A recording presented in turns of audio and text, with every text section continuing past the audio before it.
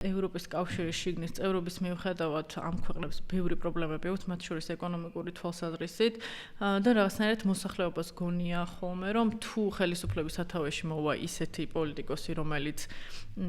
ბრიუსელისგან დამოუკიდებელ კურსს გაატარებს, იმიტომ რომ როგორც ვიცით, ვიქტორ ორბანიც ამაზე აპელირებდა, რობერტ ფიცოც, ბაბიშიც,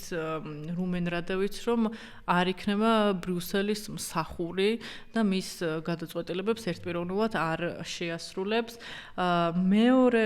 ფაქტორი არის ის, რომ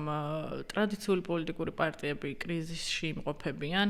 იმიტომ რომ ის პარტიები, რომლებიც წლების განმავლობაში იყვნენ ხელისუფლების სათავეში, სხვადასხვა ქვეყანაში, მათ შორის ბულგარეთში, უნგრეთში, სლოვაკეთში და ასე შემდეგ, მოსახლეობა მათ მიმართ არის იმედგაცრუებული, იმიტომ რომ ის ძირითადად გამოწვევები და პრობლემები, რომლებიც ამ ქვეყანაში არსებობს, მაინც არ არის მოგვარებული და მათ სურთ ახალი ძალა. მათ შორის შეიძლება ეს ძალა იყოს პოპულისტიც, რომელსაც მოსახლეობასთან შეუძლია ძალიან ადამიანური ენით საუბარი